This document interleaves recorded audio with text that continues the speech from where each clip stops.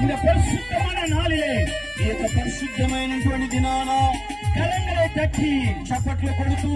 ఆండవరే ప్రభువా నా తోడు కొడుకురే అయ్యా నేను నా జీవితాన్ని సమర్పిస్తూ స్తుతిస్తున్నాను ముఖ్యమైన మధ్యలో ఎరగట్టు అయ్యా నీ మహిమ మా మధ్యలో వచ్చును గాక కలంగరే తట్టి దేవునికి చప్పట్లు కొడుతూ ఉత్సాహముతో